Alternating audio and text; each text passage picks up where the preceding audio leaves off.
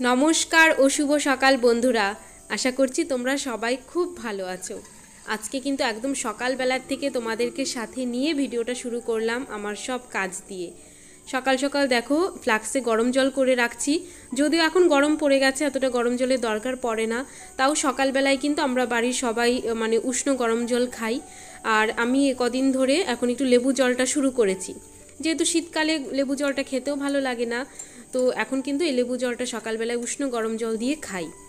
আর দেখো কালকে রাতে বাদাম ভিজিয়ে রেখেছিলাম, এই বাদামটা এখন ধুয়ে নেব ভালো করে। বাদাম ভেজানো থাকলে একটু কেমন একটু ঘোলাটে হয়ে যায়, তো ভালোভাবে ধুয়ে দিলাম।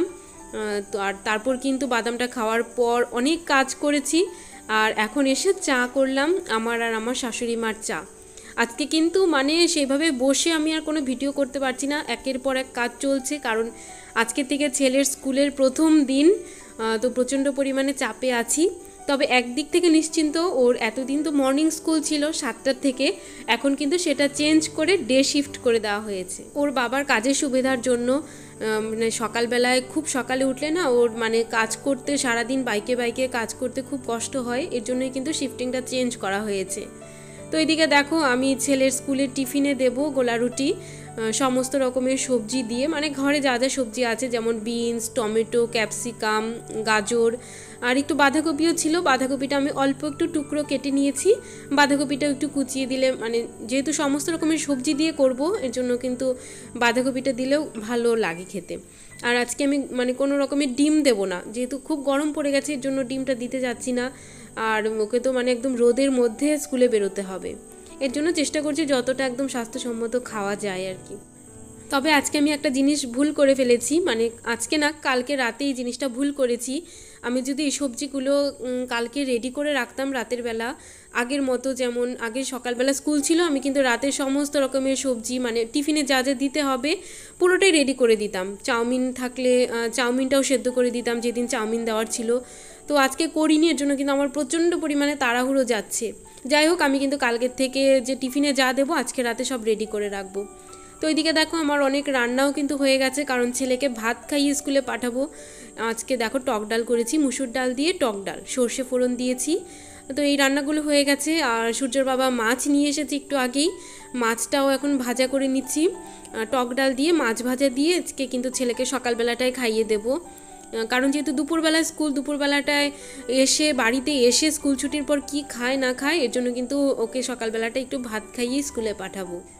আর একটু পেঁয়াজও কুচিয়ে দিয়েছি। তবে আমি তো এখন মাছ কিছুই খাচ্ছি না, আমিষটা একদমই খাচ্ছি না চৈত্র মাসে। তো দেখো আমার আর আমার শাশুড়ি মা দুজনের জন্যই রুটি করছি। সূর্যর বাবা তো ভাত খাবে, ও জানোই সকালবেলায় ভাত খেতেই ভালোবাসে, কি ওকে 3 বেলা ভাত দিলেও কোনো অসুবিধা নেই। তবে আমার আর মার কিন্তু রুটিটাই পছন্দ। তো আমরা দুজনের মতো রুটি করে নিয়েছি, হটপটে রেখে দিয়েছি, আর তার সাথে বেগুন ভাজা। তো এই দেখো মাকে খেতে দিয়ে দিলাম। আর এখানে একটু শশাও দিলাম, যেহেতু সূর্যকে একটু শশা দিয়েছিলাম কেটে, তো ওখান থেকেই একটা শশা থেকে আমরা একটু একটু করে নিয়ে নিলাম। আর তাড়াতাড়ি করে খেয়ে কিন্তু দেখো আমি গোলা রুটিটাও করে দিচ্ছি, কারণ এটা ঠান্ডা হলে তারপর টিফিন বক্সে ভরবো। আর সূর্যকে কিন্তু ওর বাবাই স্নান করিয়ে দিচ্ছে। ওর বাবা একটুখানি কাজে বেরিয়েছিল, আবার মাঝখানে এসে খেলো, ভাত খেলো, আর বললো যে ছেলেকে স্কুলে ওই দিয়ে আসবে। আজকে আমার এই চাপটুকু নেই, ছেলেকে দিয়ে আসতে যেতে হবে না, কিন্তু আসার সময় কিন্তু আনতে যেতে হবে। যাই হোক, ওটা তাও দেরি আছে, মাঝখানে আমার অনেক কাজ হয়ে যাবে। এদিকে দেখো টিফিন বক্স, জলের বোতল দিয়ে কিন্তু ছেলেকে স্কুলে পাঠিয়ে দিলাম। এগুলো আর কিছু ভিডিও করতে পারিনি, খুব তাড়াহুড়ো ছিল, তো ক্যামেরা অন করতেই ভুলে গেছি। আর তারপর দেখো এক গাদা জামা কাপড় কিন্তু আমি কেচে দিয়েছি। এগুলো বাইরে মেলেছি, কারণ যেহেতু আমি হাতে কেচেছি, এগুলো সব বাইরে মেলেছি, মেশিনের কিছুই না। এগুলো বেশিরভাগই কিন্তু তোলা জামা কাপড়, এর জন্য আর মেশিনে দিইনি। আর দুপুরবেলা আমি আর মা এখন খেতে বসছি, তার আগে তোমাদেরকে একবার রান্নাগুলো দেখিয়ে দিচ্ছি। আজকে আর রান্নার ভিডিও করতে পারিনি। ওই মাছটা ভাজতে দেখলে, ওই মাছটা থেকে কিন্তু 2 পিস মাছ সকালবেলায় ভাজা করেছিলাম, ওদের দুজনকে দিয়েছি। আর বাকি মাছগুলো দিয়ে কিন্তু ঝোল করেছি। আর এটা হলো কচু শাক। এর আগের দিন মা কচু শাক নিয়ে এসেছিল, তো কচু শাকের যে ডাঁটাগুলো দিয়ে একদিন শাক হয়েছে, আর এটা কিন্তু পাতা দিয়ে। এগুলো কালকে রাতে আমি কেটে রেখেছিলাম, এর জন্য আজকে আর কচু শাকটা নিয়ে কোনো চাপ ছিল না। আর তারপর এখন কিন্তু ছেলেকে আনতে যাচ্ছি। আর এই টোটোটা তোমাদেরকে একটু দেখাচ্ছি, আজকে এই টোটোটাতে উঠলাম। এটা কিন্তু আমাদের এখানে কিন্তু এরকম টোটোতে আমি কোনোদিনও উঠিনি, নতুন দেখলাম, এর জন্য ভিডিও করলাম। মানে দুপাশেই না সিট আছে, এমনি যেমন টোটোর সিটগুলো উল্টো দিকে হয়, একটা এই সাইডে আরেকটা ওই সাইডে, এটা কিন্তু পরপর। ছেলেকে স্কুল থেকে নিয়ে আসলাম, তারপর এসে 10-15 মিনিট একটু গড়িয়ে নিয়েছি, তারপর ও বায়না করছে পার্কে নিয়ে চলো। তো পার্কে নিয়ে যাওয়ার সময় দেখো এখানে মানে দেখলাম দুটো সাপ শঙ্খ লেগেছে, আর দেখো পরপর বেজিটাও চলে আসলো। তো এটা আমি কোনোদিনও দেখিনি এরকম বেজিকে আসতে, এর জন্যই ভিডিও করলাম। আর মানে রাস্তা জুড়ে না দুপাশে একদম সমানে লোক, যার হাতে যা ফোন ছিল ভিডিও করছে। তো দেখো অন্য রাস্তা দিয়ে তারপর আসলাম, ওই রাস্তাটা তো পুরোটাই বন্ধ হয়ে গেছে, মানে কেউ যেতে দিচ্ছে না ওইদিকে, সাপগুলো যেহেতু আছে।